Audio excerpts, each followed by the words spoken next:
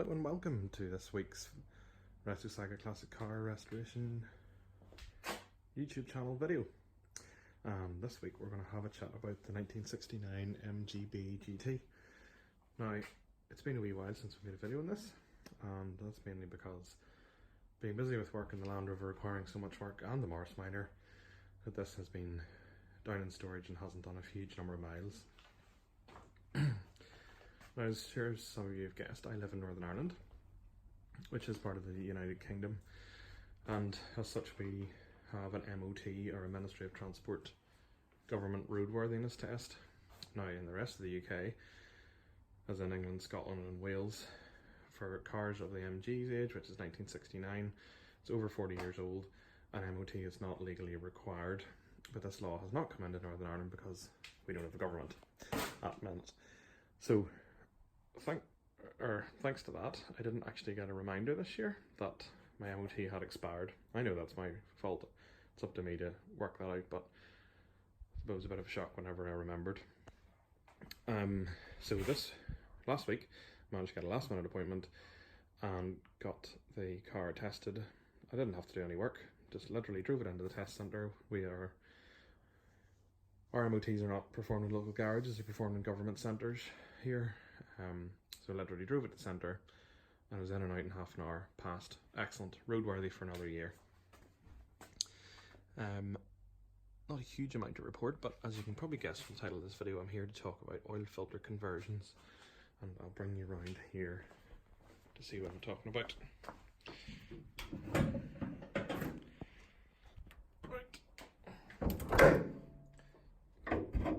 Sorry, but difficult to do that with one hand. So this is the engine bay.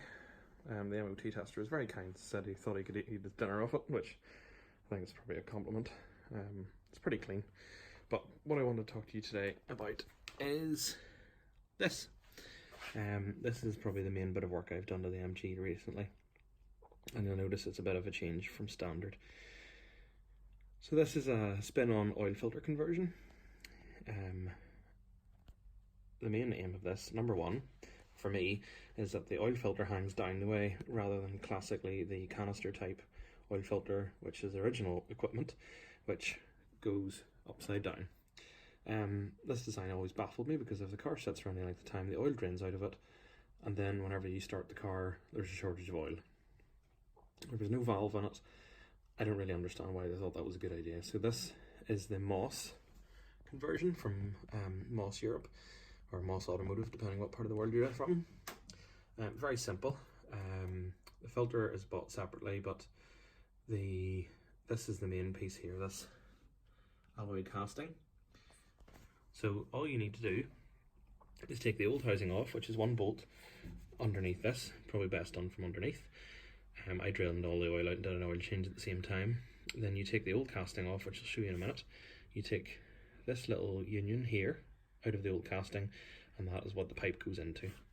And then this has a bolt that goes back up into the old housing, and you screw on the filter.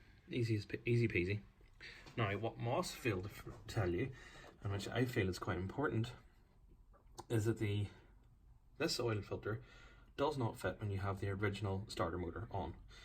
I only found this out when I went to fit it, and then it's mentioned in the actual manual, or the fitting instructions included with the filter, but it's not actually on the website anywhere.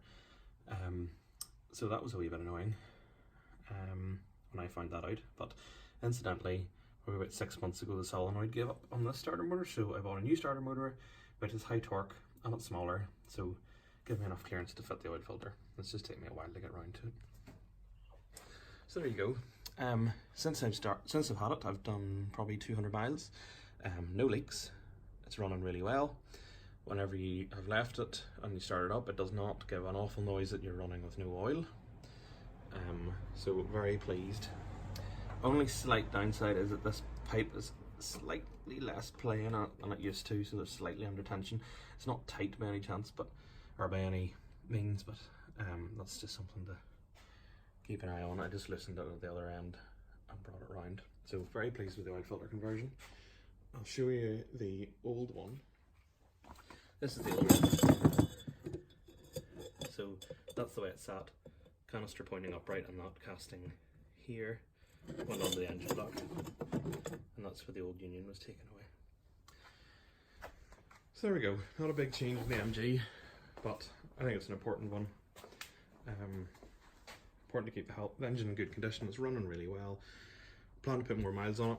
The MOT guy pointed out that I'd only done 500 miles in it last calendar year, which isn't really surprising since Junior arrived and there's no room for wife and baby. So I guess the MG is getting less use, but I intend to rectify that this year. So anyway, I hope you find that useful. If you're thinking of this conversion, I highly recommend it, but please bear in mind that you need a new starter motor. Don't do what I did. I really hope Moss rectify this. I did point it out to them whenever I phoned them about another matter. So I hope you've enjoyed this video. Please feel free to comment on it. I reply to all my comments. Please hit the subscribe button if you'd like to keep up to date with what I'm doing, and like the video as well. Thanks very much for watching, and I'll catch you again next week. Bye now.